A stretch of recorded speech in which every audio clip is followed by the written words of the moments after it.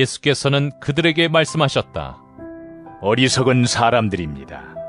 예언자들이 말한 모든 것을 믿는 마음이 그렇게도 무디니 말입니다.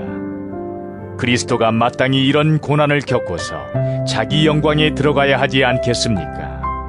그리고 예수께서는 모세와 모든 예언자에서부터 시작하여 성경 전체에서 자기에 관하여 써놓은 일을 그들에게 설명하여 주셨다. 그 두 길소는 자기들이 가려고 하는 마을에 가까이 이르렀다.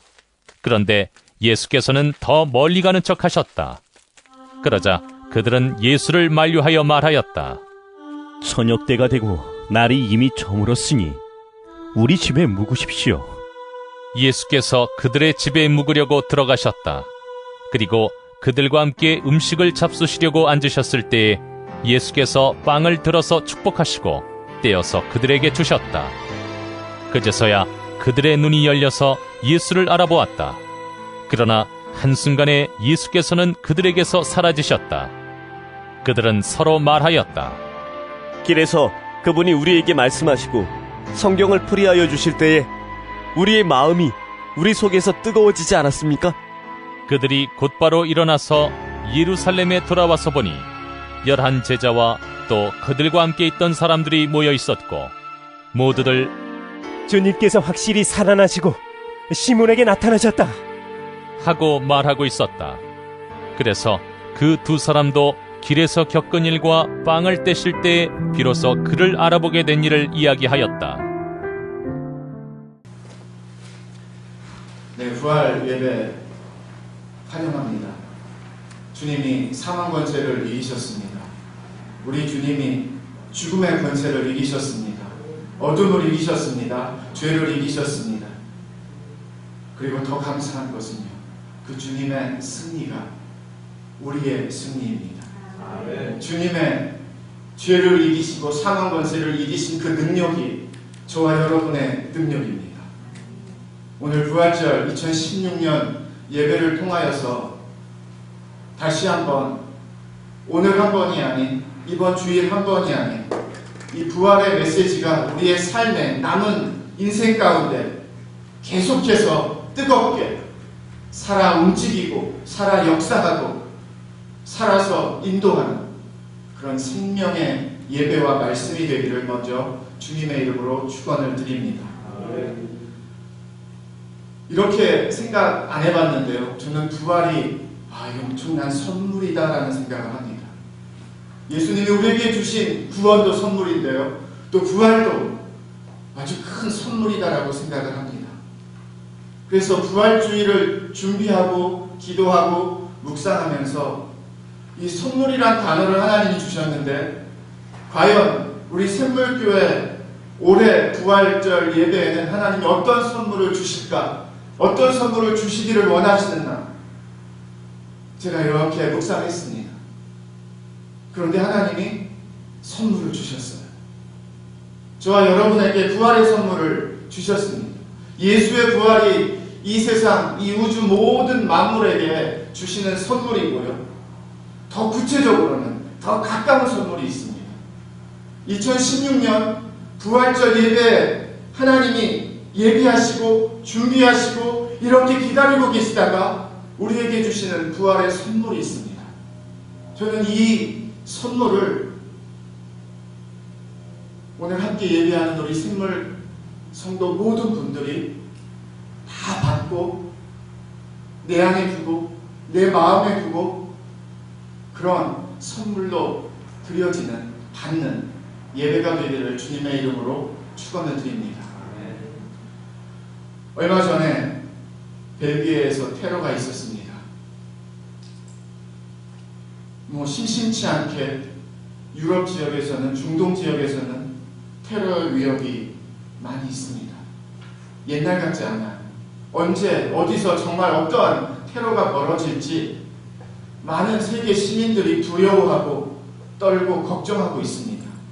미국도 예외는 아니라고 이런 테러 사건이 있을 때마다 공항 검색이나 안전 문제는 더 타이트해지고요. 여러 가지 상황이 조금씩 더 긴장되는 빨간불이 들어오는 상황으로 옮겨지는 것이 사실입니다. 뉴스에서는 경기가 많이 회복되었다라고 하는데 현장에서 들리는 그런 체감 경기는 그렇지 않다라고 말하시는 그런 이민자 분들이 많으시고요. 그런 뉴스들도 곧잘 접하게 됩니다. 매상과 매출이 줄어서 삶에 걱정이 되고 먹는 문제가 걱정이 되는 부분들도 상당하다는 것이 그런 여러 또 생활의 현장에 있는 일터의 현장에 있는 아마 우리의 삶의 고백이지 않나 생각도 합니다. 모기지 페이먼도 내야 되고 자녀들 공부도 시켜야 되고 뭐 이것저것 할 것이 많은데요. 그런 압박들에 대한 두려움들이 적지 않습니다. 또 스몰 비즈니스 하시는 분들에게는 저도 얼마 전에 신문 기사를 자세하게 꼼꼼하게 읽었는데요. 이 작고 큰 이 소송들에 휘말려가지고 문을 닫는 회사들이 참 많다라는 거예요. 한인 작은 비즈니스들이요, 가게들이. 저도 가까이에서 여러 번 들었고요. 듣고 있는 그러한 문제 중에 하나가 이 소송에 관한 것들입니다. 얼마나 별의별 정말 말이 안 되는 그런 소송의 이야기들이 많은지 몰라요. 그래서 조금 될 만하면, 조금 일어날 만하면 기사를 보니까 그렇게 해서 그냥 접어야 되는 상황들의 비즈니스들이 꽤 한인 비즈니스들 가운데 많다는 기사의 내용도 있었습니다. 정치권을 바라본 희망이 생기거나 소망이 생기는 그런 분위기는 절대 아닙니다. 믿고 싶은데 믿을 수 없고 사실 믿어지지도 않습니다. 사회의 모습도 더 따뜻해지고 더 좋아지기보다는 더 경쟁은 심해지고 더 개인주의가 되고 더 살벌해지는 분위기 속에서 우리가 살아가는 것이 정말 틀림이 없습니다. 경쟁에서 살아남기 위해서 누군가 경쟁에서 싸워서 이겨야 되는 그러한 상황이고요. 학생들도 가게들도 회사들도 그 경쟁은 어떻게 피할 수가 없는 경쟁이 되었습니다. 미국에는 여전히 시시때때로 인종 문제가 기사화되고 나라를 뒤흔들기도 하고요. 또 우리에게는 환율이라는 그러한 문제, 또 주식시장, 뭐 이런저런 우리의 주변의 상황들, 삶의 이야기들을 보면 한 번 두려운데 두 번 두렵게 하고요. 걱정해야 되는데 한 번 더 걱정하게 하는 그런 일들이 참 많이 있습니다. 안 그러십니까? 좋은 뉴스보다는 걱정의 뉴스가 참 많아요. 듣고 싶은 뉴스보다는 듣고 싶지 않은 뉴스들이 더 많다는 것입니다. 그러는 중에 우리는 부활절 예배를 드립니다. 과연 하나님은 오늘 말씀을 통해서 이렇게 많이 두렵고 걱정이 많이 되고 떨리고 무서운 현장 속에 살고 있고 사회 속에 살고 있고 그런 분위기 속에 살고 있는 하나님의 자녀들에게 그리고 더 가까이 있는 우리 샘물 식구들에게 어떤 선물을 주기를 원하실까? 오늘 본문 말씀을 보면은 엠마오로 가는 두 명의 제자들의 이야기가 등장을 합니다. 사실 말씀이 좀 길어서 제가 25절부터 오늘의 본문을 시작을 했는데요. 그 전에 10절 정도도 어떤 배경인지를 조금 알고 계셔야 돼요. 제가 설명을 드리겠습니다. 엠마오는 예루살렘에서 약 7마일 정도 거리에 있는 그런 마을입니다. 12명 제자로 아마 포함이 되지는 않았는데요. 오늘 등장하는 이 두 사람이 아마 예수님을 그래도 열심히 잘 따라다녔던 그런 제자들이었던 것 같습니다. 그들이 이제 엠마오 지역으로 걸어가면서 서로 주고받는 그런 대화 중에 예수님이 그들의 대화 현장에 조인하시는 장면이 앞절들에서 등장을 합니다. 참 예수님이 유머 감각이 있으세요. 저는 그렇게 생각이 되는데 무슨 얘기들 하고 있냐라고 이렇게 물으시는 거예요. 아주 아무 일도 없듯이 예수님이 그렇게 이 두 사람에게 묻습니다. 그랬더니 이 두 사람이 아니 예루살렘에 거의 뭐 처음 오시는 분이세요? 지금 예루살렘에서 이 소문들을 못 들으신 거예요? 그렇게 막 물어요. 예수님이 뭐냐고 물어봤을 때 지금 일도 말도 대단한 선지자와 같이 하셨던 예수라는 사람이 있는데 사실 그 사람이 우리 이스라엘을 구속하고자 하는 그런 소망이 있었고 바람이 있었던 그 사람이었는데 그분이 대제사장들과 그런 로마 정부에서 넘겨주는 바람에 십자가에 못 박혀 돌아가셨습니다. 그런데 또 한 곳은 여인네줄 우리가 함께하는 여인네 몇 명이 오늘 새벽에 그 예수님의 무덤에 갔는데 예수님을 무덤에 예수님의 시신은 만나지 못하고 그냥 돌아왔습니다.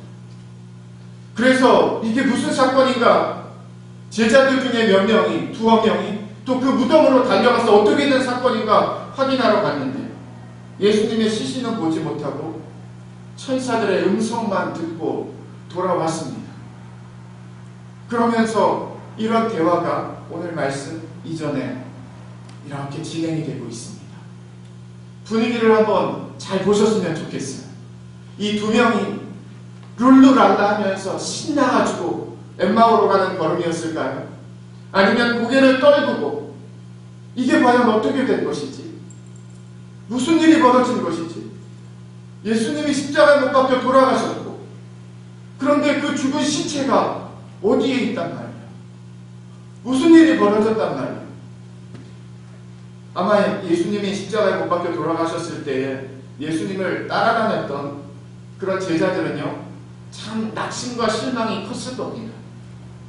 그래도 이런 것 저런 것 다 내려놓고 주님의 제자로 살기 위해서 예수님의 제자로 살기 위해서 많은 것 포기하고 예수님 따라다녔는데 이틀 전에 예수님이 십자가에 못 박혀 돌아가시는 모습을 보고 내가 믿었던 것, 내가 바랬던 것, 내가 얻고자 했던 것, 내가 원했던 것이 와르르 무너지는 그런 경험을 했을 겁니다.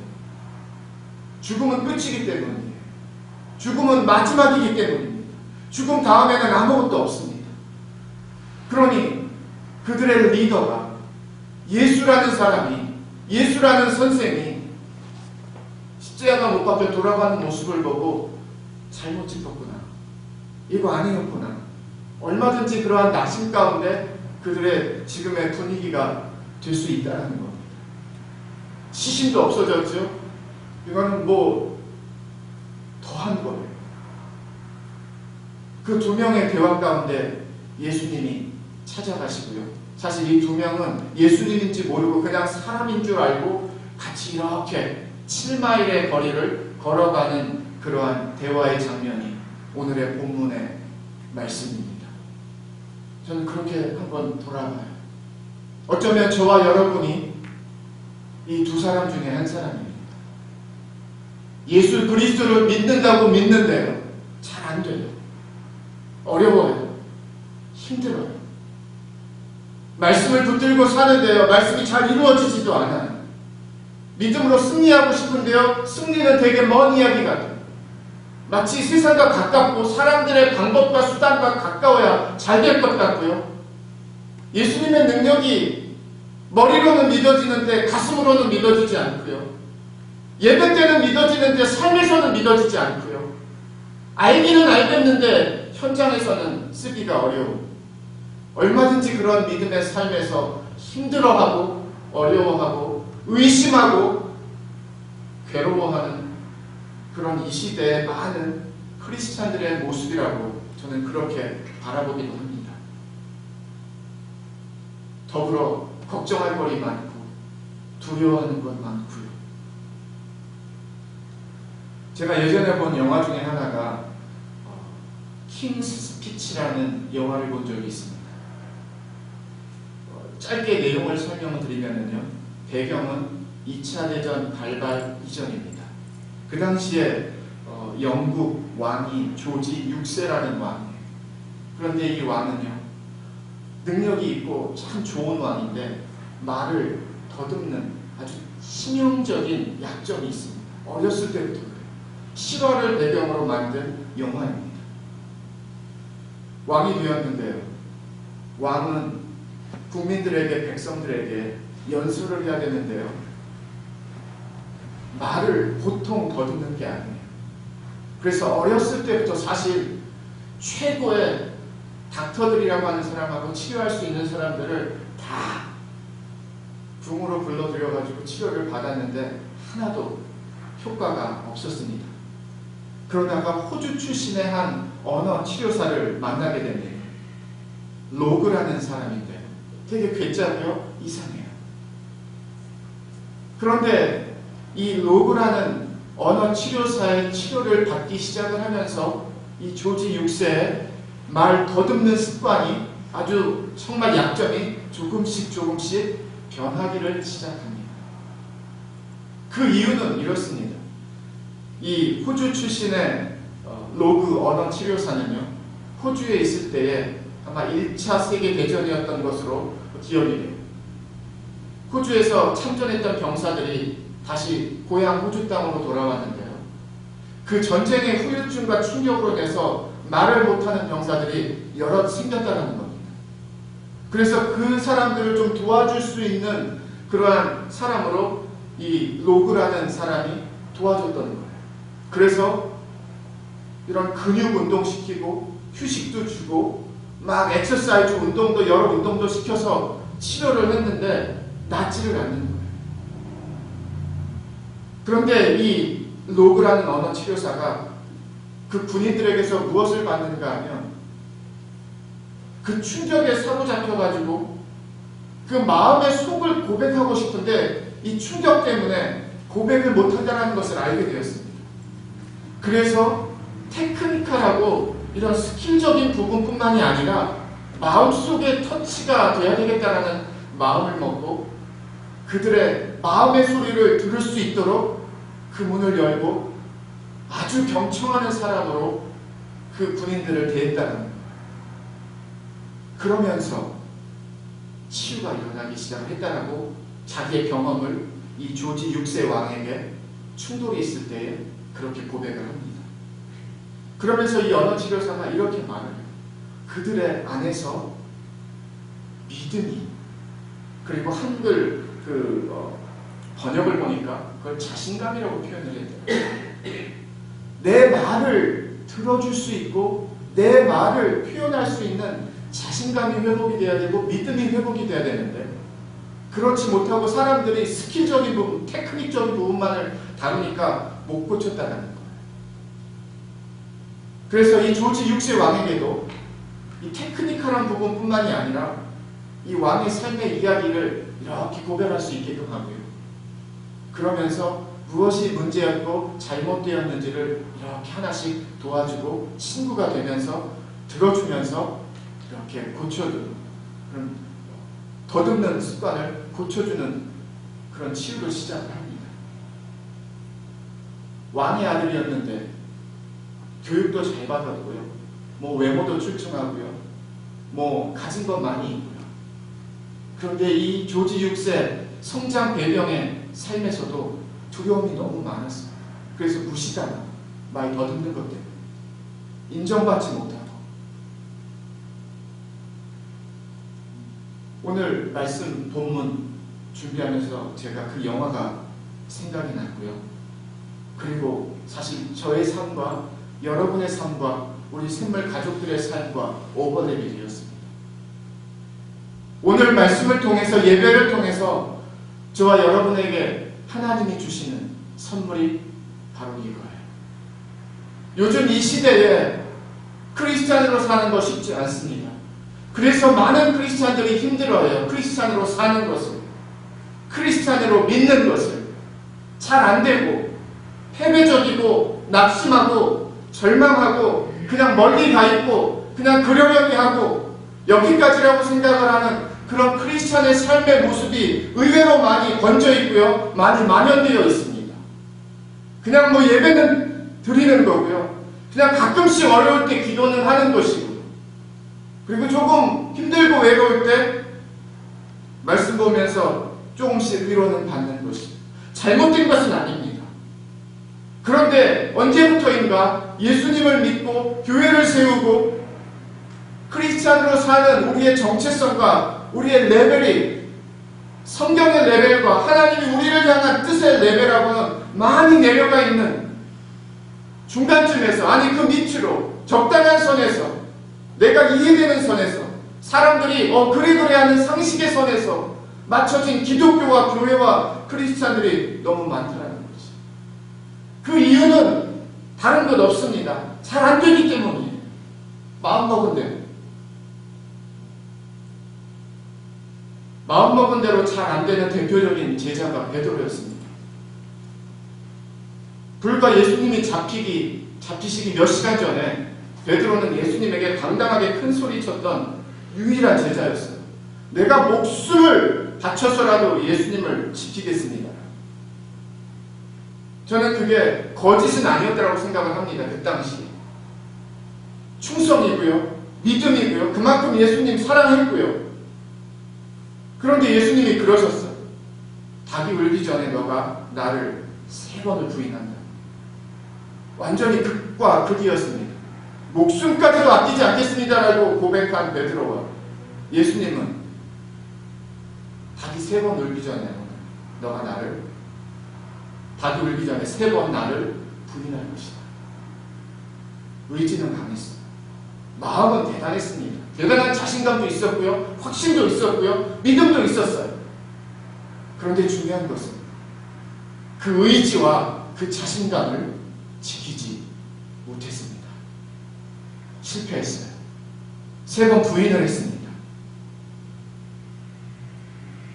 마음먹은 대로 잘 되면 좋겠는데요. 사실 우리가 그렇게 되지가 않습니다. 내 의지로 잘 되면 좋겠는데요. 우리 의지로 잘 되지가 않습니다. 아마 이런저런 상황 속에서, 현장 속에서 우리 크리스찬들이 많이 지쳐 있어요. 많이 다운되어 있어요. 많이 주저앉아 있어요. 어쩌면 여러분의 진짜 믿음의 모습일 수도 있습니다. 저와 여러분도 이런 주저앉아 있는 나일 수 있어요. 아닌 것 같아서, 힘들어서, 어려워서.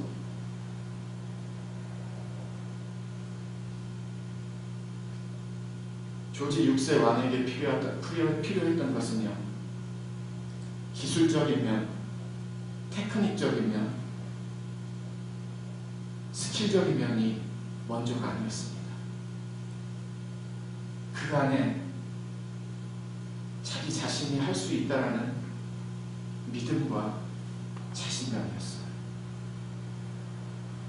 저는 오늘 부활절 예배를 통하여서 이렇게 주저앉아 있는 우리에게, 많이 다운되어 있는 우리에게 하나님이 부활, 우리 다시 태어나는 거 아니잖아요. 예수님 믿으니까. 그러나 이 부활의 메시지에 하나님은 나에게 어떤 선물을 갖고 주시는가, 건네주시는가? 자신감입니다. 잘 못하는, 잘 안 되는, 그리고 어려워하는, 힘들어하는, 그래서 부정적이 되는, 주저앉아 있는 그런 나에게, 그런 우리에게 오늘의 부활의 메시지는요, 주님이 자신감, 할 수 있다. 할 수 있다. 베드로의 자신감은요, 본인의 자신감이었어요. 그런데 오늘의 부활의 메시지의 자신감은 우리의 의지의 자신감이 아닙니다. 우리의 노력의 자신감이 아닙니다. 엠마오로 가는 두 제자를 보세요. 이들도 다운되어 있었습니다. 힘들어하고 있었어요. 스트러글하고 있었다는 뜻이에요. 뭐가 뭔지 모르는 거예요. 믿음으로 이제 어떻게 살아야 되는지. 예수님은 떠났고 죽었고 시신도 사라졌고 무엇이 진리인가, 무엇이 참인가 모르겠다라고 생각이 들고요. 그렇게 힘들게, 어렵게, 그렇게 고향으로, 엠마오로 돌아가는 걸음이었을 겁니다. 그때 예수님이 나타나셨습니다. 그리고 25절에 말씀하세요. 미련하고 선지자들이 말한 모든 것을 마음에 더디 믿는 자들이요, 그리스도가 이런 고난을 받고 자기의 영광에 들어가야 할 것이 아니냐 하고, 부활하신 예수 그리스도가 낙심하고 있는 2명의 엠마오로 걸어가는 제자들에게 나타나셔서 가르치시고 말씀하시는 장면입니다. 말씀드렸죠. 그 중에 한 명은 어쩌면 저와 여러분이라 힘들어하고 다운되어 있는, 믿음은 믿음인데 잘 안 되는 믿음 때문에, 크리스찬은 크리스찬인데 크리스찬의 능력으로 잘 안 되는 그런 낙심과 절망에 있는 하나님의 자녀들에게 그냥 예수님이 아니라 사망 권세를 이기시고 죽음을 이기시고 죄를 이기시고 어두움을 이기신 예수 그리스도의 부활하신 예수님이 엠마오 두 제자에게 나타났다는 겁니다. 바로 저와 여러분에게 자신감 레벨이 뚝 떨어진, 크리스찬 레벨이 뚝 떨어진, 당당한 크리스찬이기보다는 부끄러운 크리스찬이 더 많은, 그렇게 해서 살고 믿고 있는 그런 시대에게, 그런 교회들에게, 그런 우리들에게 예수님이 나타나셨다는 뜻입니다. 부활의 예수님이 나타나셔서 우리의 삶의 현장에 나타나셔서 엠마오 제자들과 같이 예수님이 말씀하시는 거예요. 무슨 소리 하고 있냐라고. 예수님이 모세부터 구약 말씀을 메시아가 어떻게 이 땅에 임하는지, 죽어야 했는지, 구원을 할 수 있는지, 진짜 예수님과 1대1 성경 공부하는 거예요. 구약의 말씀. 약 한 7마일 정도 되니까요, 1시간 이상은 좋게 걸리는 거리였을 겁니다. 아마 한 2시간 걸리지 않을까 저는 생각이 되는데요. 예수님과 계속 대화하면서 이 하나님의 말씀이, 구약의 말씀이 이 두 엠마오 고향으로 돌아가는 제자들에게 깨우침이 되기 시작을 합니다. 예수님 떠나려고 하시는데 조금만 더 함께 해다가, 그리고 같이 떡을 이렇게 음식을 먹으려고 하면서 예수님이 뭐 축사도 해주시고요, 떡을 떼어서 그들에게 주시면서 그들의 눈이 완전히 떠집니다. 지금까지 우리 같이 걸어왔던 사람인 줄 알았는데 이분이 바로 부활하신 예수였다는 것을, 그것을 바로 아는 순간 예수님은 사라지세요. 부활의 예수님을 만났습니다. 부활의 예수님을 경험했습니다. 부활의 예수님의 음성을 들었습니다. 부활의 예수님의 메시지를 받았습니다. 그랬더니 31절을 보세요. 그들의 눈이 밝아져 그인 줄 알아보더니 예수는 그들에게 보이지 아니하시는지라. 그들이 서로 말하되 길에서 우리에게 말씀하시고 우리에게 성경을 풀어주실 때에 우리 속에서 마음이 뜨겁지 아니하더냐 하고, 낙심되어 있고 지쳐 있고 힘들어하고 있고 갈 바를 몰라하고 있는 이 두 명의 엠마오 제자들에게 예수님이 한 절 한 절 구약의 메시지를, 메시아의 메시지를 가르쳐 주실 때에 이들의 마음속에서요 뜨거워졌대요. 그대로 풀이를 하면은요, 그 말씀이 깨달아지기 시작을 하면서 저는 이렇게 이해를 합니다. 그렇게 힘들어했던 그런 의심의 마음들과 두려움의 마음들과 낙심의 마음들과 다운된 마음들과 곤란했던 마음들과 힘든 마음들이 하나 둘씩 지워지기 시작을 했습니다. 아멘. 없어지기 시작을 했습니다. 그게 마음이 뜨거워진 거 아닌가요? 우리가 마음이 뜨거워진 게 온도가 올라간 것 뿐이겠습니까? 마음이 뜨거워졌다는 것은 하나님의 영이 살아있다는 증거예요. 하나님의 말씀이 다시 나를 회복시켰다는 뜻입니다. 원래 내가 믿고 살아야 되는 믿음의 자리로 예수님이 다시 돌려주신 거예요. 잃어버렸던 그리스도를 믿는 믿음의 자신감을 다시 예수님이 주셨다는 뜻입니다. 예수를 믿는 믿음이, 예수 그리스도를 믿는 자신감이 무엇인지를 다시 넣어주신 거예요. 심어주신 거예요.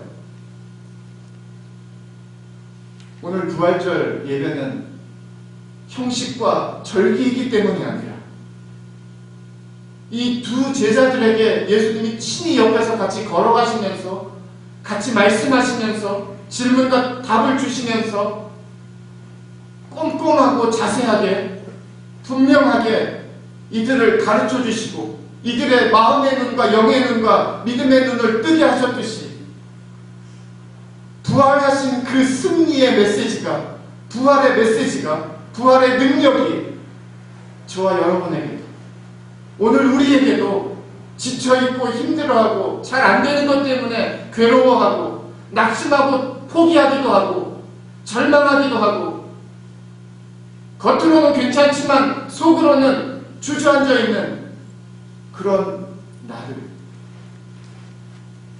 부활의 메시지와 함께, 하나님의 말씀과 함께, 하나님의 은혜와 함께, 하나님의 생명과 함께 우리에게 주시는 믿음의 생명의 말씀인 줄 믿습니다. 아멘. 살아난다라는 게 무엇이겠습니까? 지금 2명의 엠마오 제자들이 살아난 거 아닌가요? 고개 떨구고 있다가 마음이 어두워 있다가 빛이 난 것 아닌가요? 다시 회복한 것 아닌가요? 다시 주의 말씀으로 돌아간 것 아닌가요? 예수 앞으로 다시 결단하고 다짐한 것 아닌가요?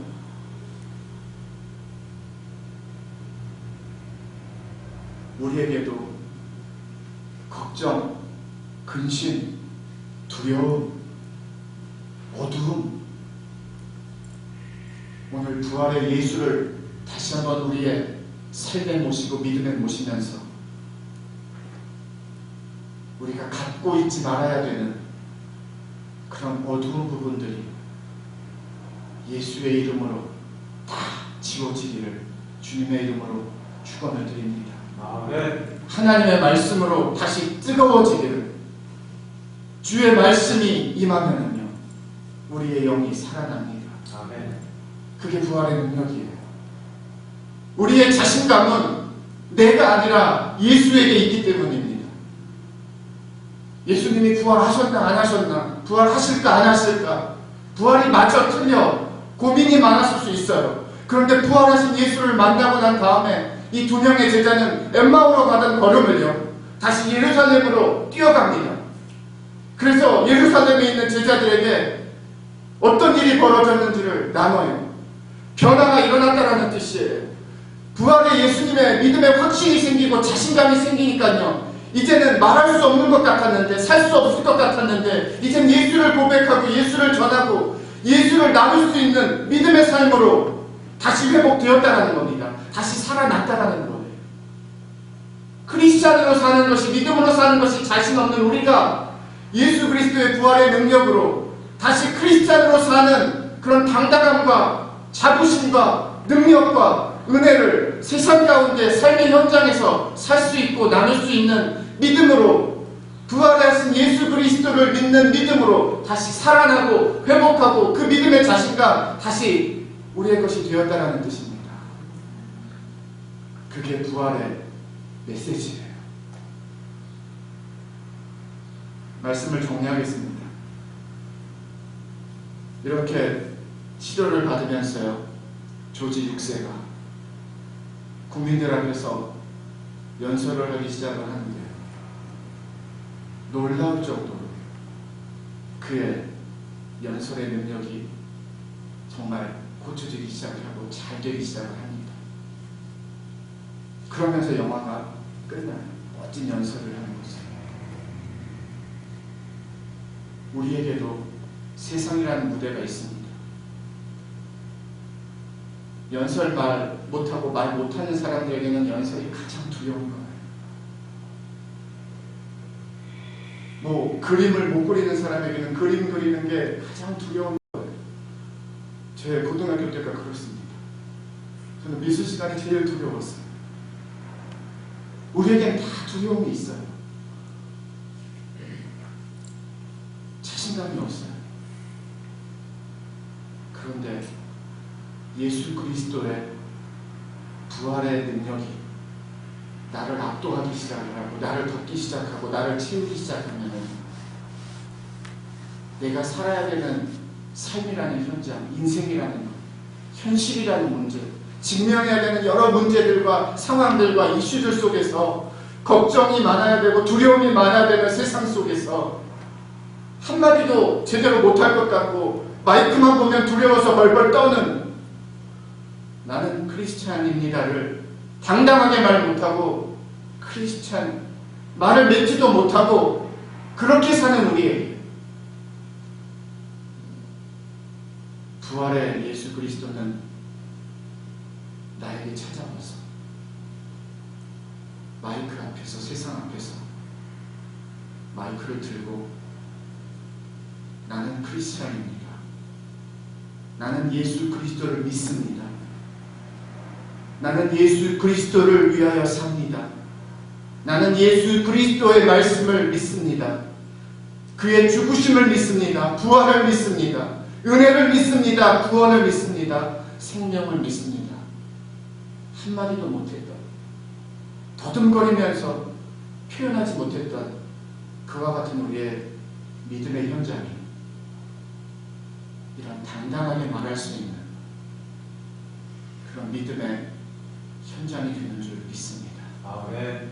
이 능력은요, 부활하신 예수 그리스도가 내 안에서 믿음이 될 때, 부활하신 예수 그리스도의 그 승리가 나의 승리로 믿음으로 내가 나아갈 때, 내가 할 수 없는 것을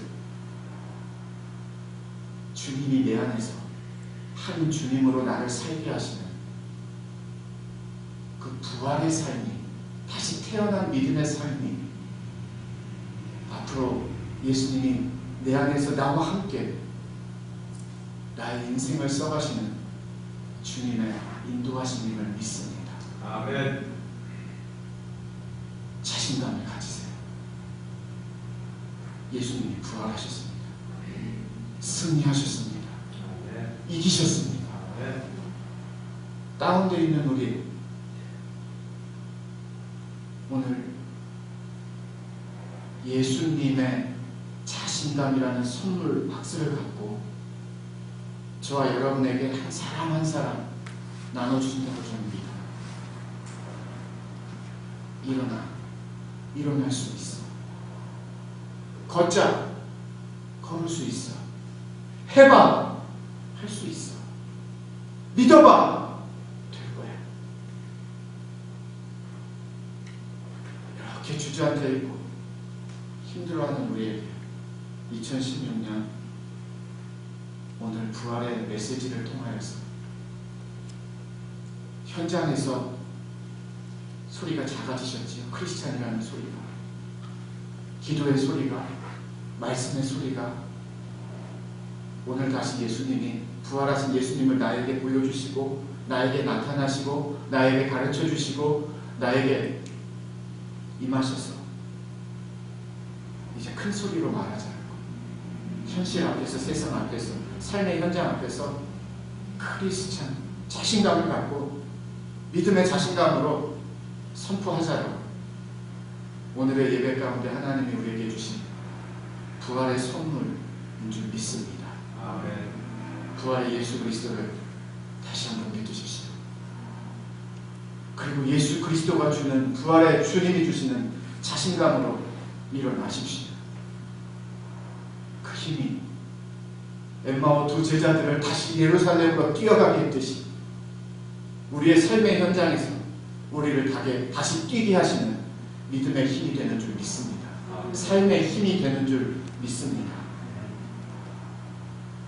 우리는 예수 그리스도의 힘으로 사는 주님의 자녀들입니다. 아멘. 이 힘이면 충분합니다. 부활하신 예수의 승리면 충분합니다. 이 승리가 앞으로 계속 우리의 삶에서 써지는 믿음의 승리의 고백과 간증이 되기를 마지막으로 주님의 이름으로 축원을 드립니다. 아멘. 기도하겠습니다.